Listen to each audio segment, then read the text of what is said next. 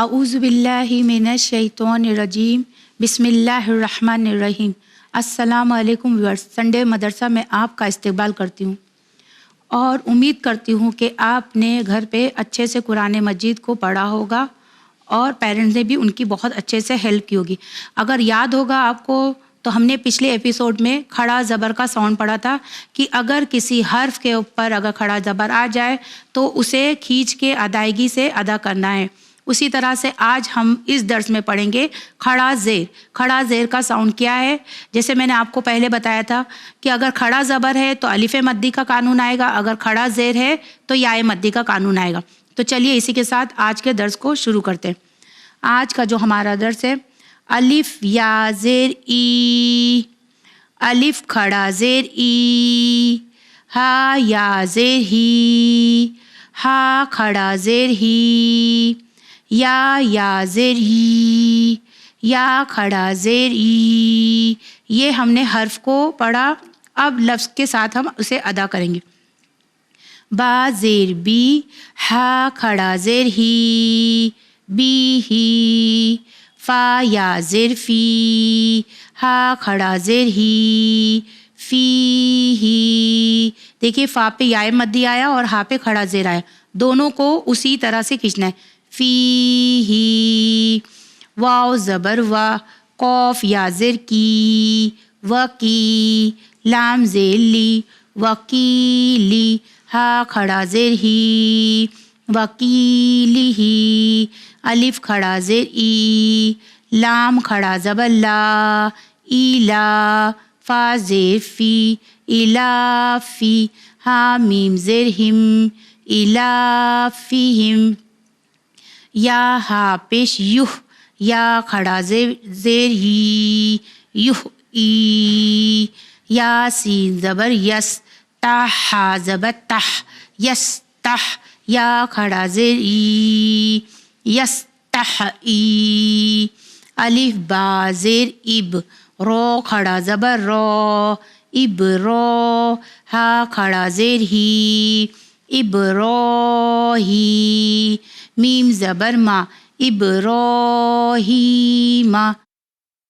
تا رو پیش تر، زا زبر زا، تر زا، قوف کھڑا زبر قا، تر زقا، نون زیر نی، تر زقانی، ہا کھڑا زیر ہی، تر زقانی، نون واو پیش نو، رو زیر ری، نوری، ہا کھڑا زیر ہی، نوری، با عین زبر با، دال زیر دی، بعدی، ہا کھڑا زیر ہی، بعدی، با زیر بی، میم پیش مو، بی مو، زا ہا زبر زح، بی مزح، زا زیر زی، بی مزح زی، ہا زیر ہی، بی مزح زی ہی، ہا کھڑا زیر ہی، بی مزح زی ہی۔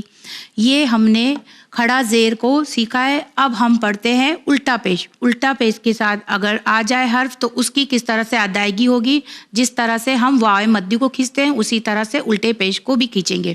ہا واو پیش ہو، ہا الٹا پیش ہو، واو پیش وو، واو الٹا پیش وو، حمزہ واو پیش او، حمزہ الٹا پیش او۔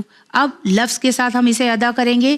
لام زبر لا، ہا الٹا پیش ہو، لہو، الف میم زبر ام، رو پیش رو، امرو، ہا الٹا پیش ہو، امروہو، دال الف زبر دا، واو پیش وو، داؤ، دال زبر دا، داؤدا، تا لام زبر تل، واو الٹا پیش وو، تلؤ، نون زبر نا، تلؤونا، الف لام زبر ال، واو الف زبر وا، الوا، نون پیش نو، الوانو، ہا الٹا پیش ہو، الوانہو، الف نون زبر ان، زا زبر زا، انزا، لام زبر لا، انزلا، ہا الٹا پیش ہو،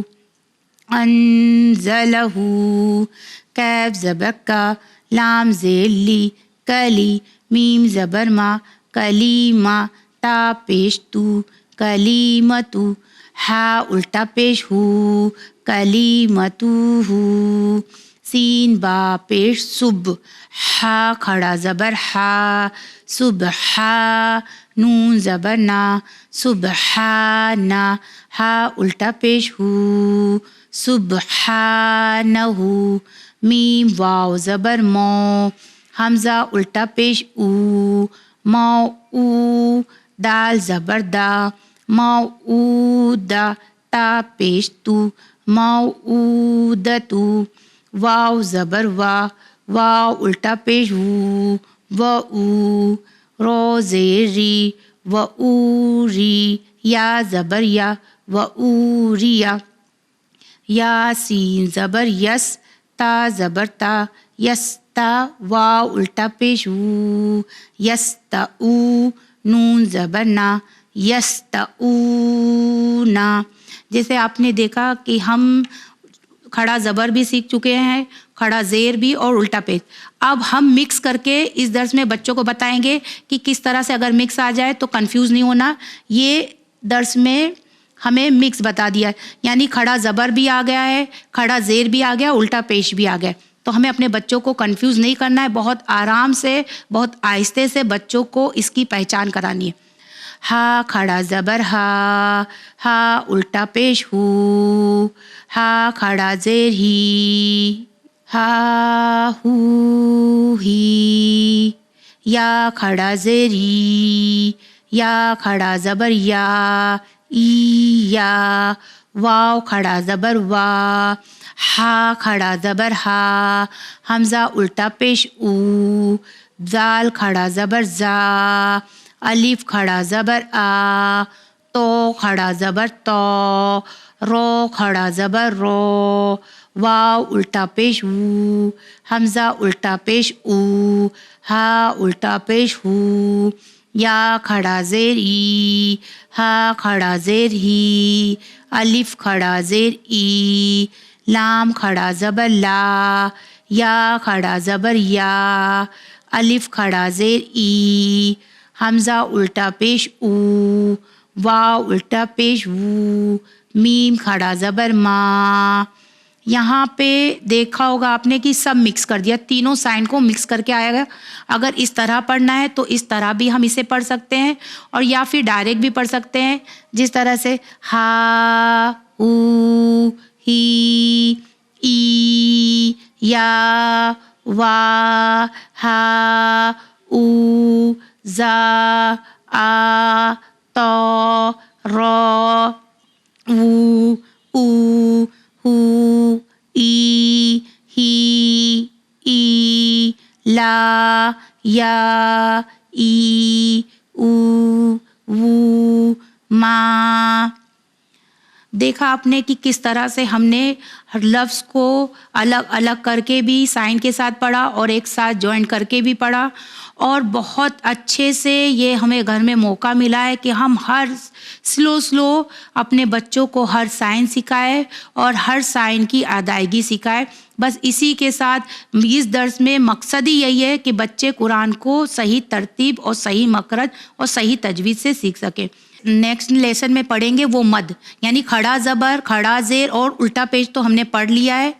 دیکھیے پھر میں اپنے بچوں کو ریپیٹ کرا دوں۔ سب سے پہلے ہم نے سیکھا لفظ کو، حرف کو پہچاننا، الف با تا یعنی سارے حرف کو ہم نے پڑھا۔ اس کے بعد حرف جب لکھا جاتا ہے، کسی حرف کے ساتھ جوائنٹ ہوتا ہے تو اس کی شکل بدل جاتی ہے، وہ ہم نے سیکھا سیکنڈ میں۔ تھرڈ میں ہم نے سیکھا کہ اس کے اوپر 3 سائن ہوتی ہے، 3 سائن، زبر، زیر، پیش۔ اس کے بعد ہم نے زبر کے ساتھ الف کو جوائن کیا، زیر کے ساتھ یا کو جوائن کیا، پیش کے ساتھ واو کو، یہ ہم نے سیکھا۔ اب پھر ہم نے آج کے درس میں سیکھا کھڑا زبر، کھڑا زیر اور الٹا پیش۔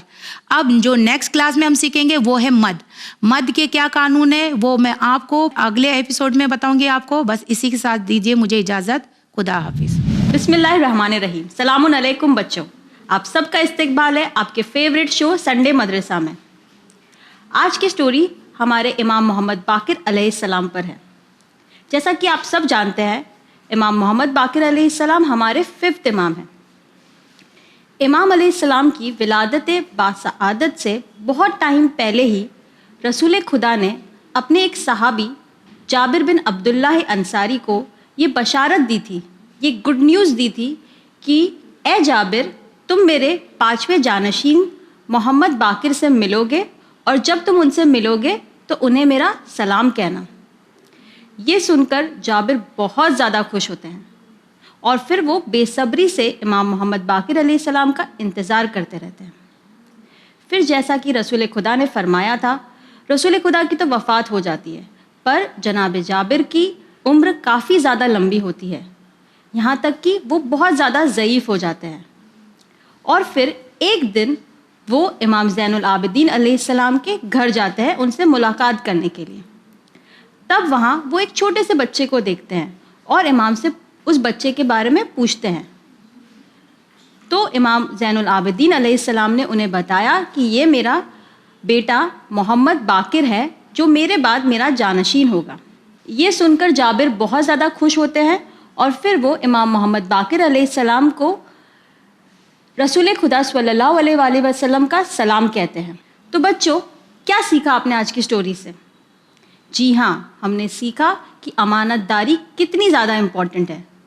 امانت داری کوئی بھی چیزوں کی نہیں ہو سکتی ہے، یہ باتوں کی بھی ہو سکتی ہے۔ جیسا کہ آپ نے دیکھا کہ جابر ایک سلام جو رسول خدا نے ان سے کہا تھا کہ میرے بیٹے کو پہنچانا، اسے پہنچانے کے لیے بے صبری سے انتظار کرتے ہیں، اور جیسے ہی وہ امام سے ملتے ہیں وہ انہیں ان کا سلام پہنچاتے ہیں۔ تو ویسے ہی ہمیں بھی کیا کرنا چاہیے جب ہماری کوئی فرینڈز ہم کو کوئی سیکرٹ بولتے ہیں کہ ہاں یہ کسی کو نہیں بولنا چاہیے، تو پھر کیا ہوتا ہے، یہ بھی ایک طرح سے امانت ہے، اور پھر ہمیں چاہیے کہ ہم وہ سیکرٹ اس کا کسی کو بھی نہیں بولیں۔ یا پھر کبھی اسکول میں ٹیچر ہمیں کوئی ہوم ورک دیتی ہے جو یہ بولتی ہے کہ گھر جا کے اپنی ممی کو بتانا یہ چیز ایسے کرنا ہے یا ویسے کرنا ہے، تو ہمیں وہ چیز ویسے ہی آ کے بتانا چاہیے کہ یہ ایسا کرنا ہے یا ٹیچر نے ایسا کہا ہے۔ یا پھر کوئی چیز ہمیں کبھی کسی نے کہا ہے کہ سنبھال کر رکھو، تو ہمیں اس چیز کو ویسے ہی سنبھال کر رکھنا چاہیے، کیونکہ اسلام میں امانت داری بہت زیادہ امپورٹنٹ ہے۔ ہمیں امید ہے کہ آپ نے جو آج کی سٹوری سے سیکھا ہے وہ آپ اپنی لائف میں ضرور استعمال کریں گے۔ تو چلیے بڑھتے ہیں ہمارے اگلے سیگمنٹ کی طرف اور ملتے ہیں سسٹر فاطمہ سے۔ السلام علیکم بچوں، چلیے ہم اپنے تاریخی سفر یعنی جرنی آف ہسٹری کو آگے بڑھاتے ہیں۔ اب جیسے کہ ہم جانتے ہیں کہ بہت زیادہ مسلمان پاورفل ہو چکے تھے، اسلام پوری طرح سے مکہ اور مدینہ میں اسٹیبلش ہو چکا تھا، لیکن ابھی تک مکہ کی فتح نہیں ہوئی تھی، لیکن لوگ کہیں نہ کہیں مسلمان ہو گئے تھے، پریکٹس کر رہے تھے۔ اب مسلمانوں کا دل تڑپ رہا تھا کہ وہ جائیں اور کعبے کا طواف کریں۔ ہم سب آج بھی سوچتے ہیں نا کہ ہم کو موقع ملے کہ ہم حج پہ جائیں یا عمرہ پہ جائیں، زیارتوں پہ جائیں، ہمارا جس طرح دل تڑپتا ہے، اس زمانے میں بھی مسلمانوں کا دل تڑپ رہا تھا کہ وہ اپنے خانہ کعبہ کا طواف کریں۔ اور وہ لوگ اکثر رسول خدا صلی اللہ علیہ وسلم سے اس بارے میں پوچھتے رہتے کہ کب وہ دن آئے گا جب ہم آپ کے ساتھ طواف کریں گے۔ ایک دن رسول خدا صلی اللہ علیہ وسلم نے خواب میں دیکھا کہ وہ خانہ کعبہ کا طواف کر رہے ہیں، اور انہوں نے اپنا یہ خواب سب سے بیان کیا۔ یہ سن کے ان لوگوں میں خوشی کی لہر آ گئی، اور پھر رسول خدا صلی اللہ علیہ وسلم مکہ کی طرف روانہ ہو گئے 1 ذی القعدہ کو، یعنی حج سے پہلے کے عمرہ کے لیے۔ جب وہ مکہ کے بارڈرز پر پہنچے تو انہوں نے اپنے ایک سفیر کو بھیجا کہ پہلے ہی مکہ کے جو لوگ ہیں، جو مشرک ہیں، جو خلاف ہیں مسلمانوں کے اور اسلام کے، ان کو وہ میسیج پہنچا دیں کہ ہم یہاں کوئی جنگ کرنے نہیں آئے ہیں اور ہم کسی جنگ کے یا فتنہ فساد کے مقصد سے نہیں آئے۔ انہوں نے یہ میسیج لے کے اپنے سفیر کو بھیجا، لیکن جو مکنز تھے انہوں نے ان کے سفیر کو قید کر لیا، اور پھر یہ افواہ پھیل گئی کہ جو رسول خدا صلی اللہ علیہ وسلم کا جو پیغام جو شخص لے کر گیا تھا اس کا قتل ہو گیا ہے۔ تب جو مسلمان تھے انہیں بہت غصہ آ گیا کہ ہم یہاں جنگ کرنے آئے بھی نہیں تھے، ہم صرف عمرہ کی نیت سے آئے تھے اور طواف کی نیت سے آئے تھے۔ تب وہ رسول خدا صلی اللہ علیہ وسلم کو کہنے لگے کہ آپ بھی ان پر حملہ کریے اور آپ بھی جنگ کریے۔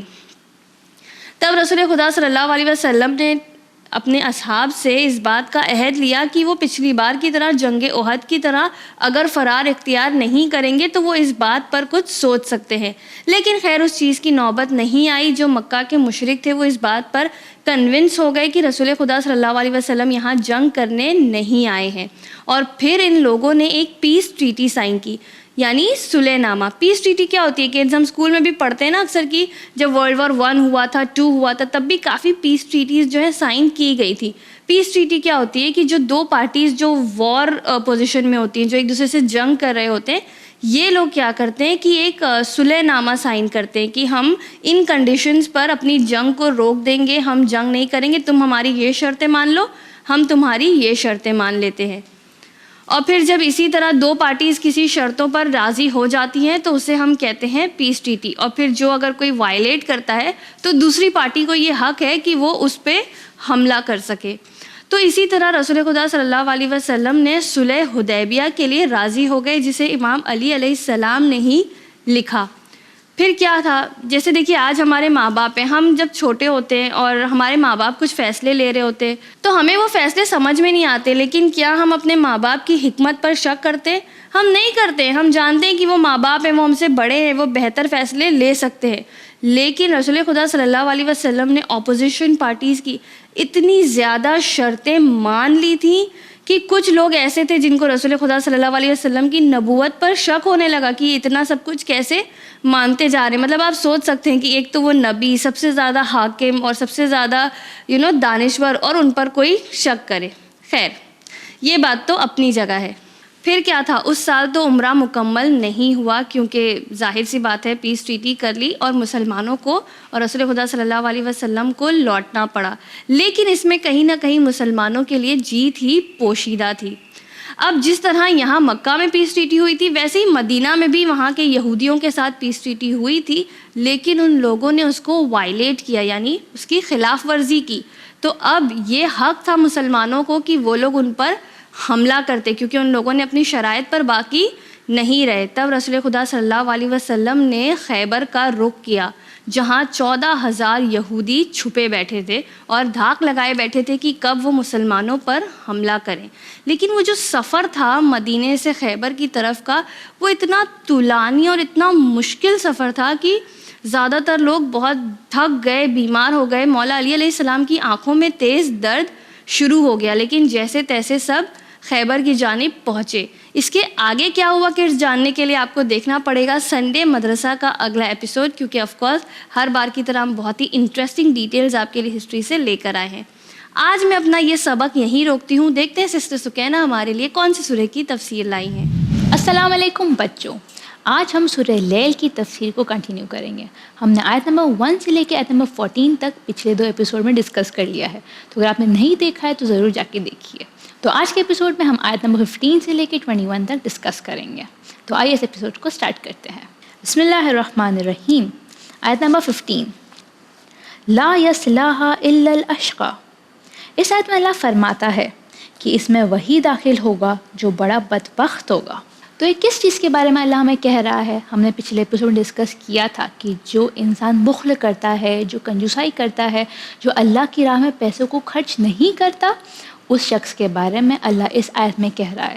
تو جو شخص اللہ کی راہ میں اپنے پیسوں کو خرچ نہیں کرتا، اسے سختیوں میں ڈال دیا جائے گا اور یہ شخص بہت بدبخت ہوگا۔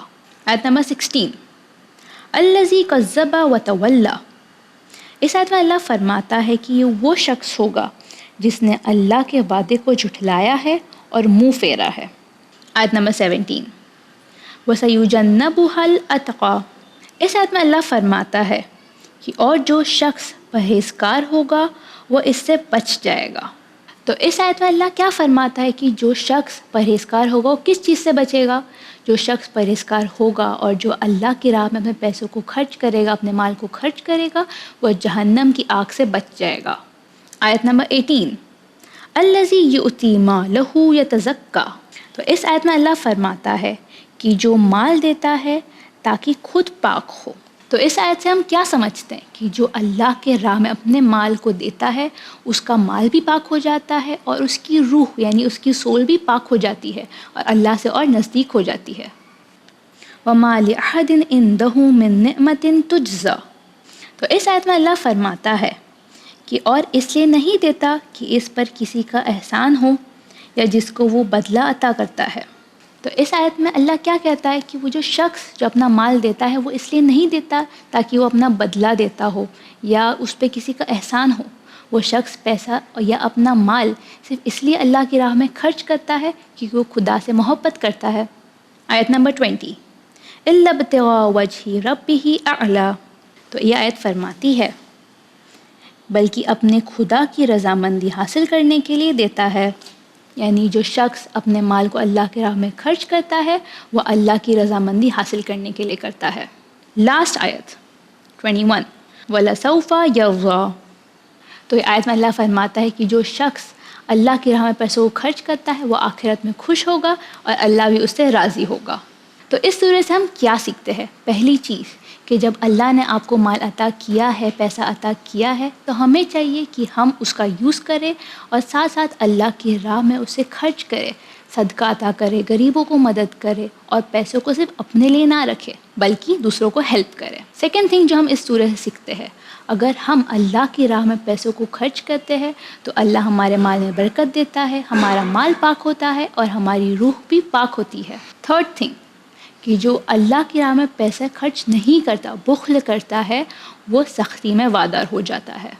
تو ہمیں چاہیے کہ اگر ہمارے پاس پیسہ ہو تو ہم دوسروں کو ہیلپ کریں اور اللہ کی راہ میں خرچ کریں. تو آئیے دیکھتے ہیں کہ کوئز میں ہمارے لیے کون سے کویشچنز ہیں. تو آئیے بچوں بڑھتے ہیں ہمارے آج کے سوالوں کی طرف. جناب جابر کے کیا ٹائٹل ہیں؟ جناب جابر کے کیا ٹائٹل ہیں؟ جناب جابر کے والد کا کیا نام ہے؟ جناب جابر کے والد کا کیا نام ہے؟ جناب جابر کا کوئی خصوصی امتیاز بتائیے. جناب جابر کا کوئی خصوصی امتیاز بتائیے. ان کویشچنز کے جواب آپ کو آپ کے ٹی وی اسکرین پر دکھائے جا رہے واٹس ایپ نمبر پر بھیجنا ہے اور ساتھ ہی آپ کو آپ کا کمپلیٹ پوسٹل ایڈریس بھی بھیجنا ہے. تو آئیے دیکھتے ہیں پچھلے ہفتے کے کویشچنز کے آنسرز اور ان آنسرز کو صحیح دینے والے ونرز کو. 5th امام کے والد کا کیا نام ہے؟ 5th امام کے والد کا نام ہے امام زین العابدین علیہ السلام. 5th امام کے دادا کا کیا نام ہے؟ 5th امام کے دادا کا نام ہے امام حسین علیہ السلام. باقر کے کیا معنی ہیں؟ باقر کے معنی ہیں شگافتہ کرنے والا. ان سوالوں کے صحیح جواب دینے والے ونرز کے نام یہ رہے آپ کی ٹی وی اسکرین پر. فاطمہ زہرا کیشوانی بھاونگر، سید زہرا ممبئی، عذرا فاطمہ ممبئی، مرزا فاطمہ الہ آباد. اسی کے ساتھ سنڈے مدرسہ کی ٹیم کو دیجیے اجازت. ہم آپ سے ملیں گے اگلے ہفتے ایک اور نئے ایپیسوڈ کے ساتھ. تب تک کے لیے آپ دیکھتے رہیے چینل ون. خدا حافظ.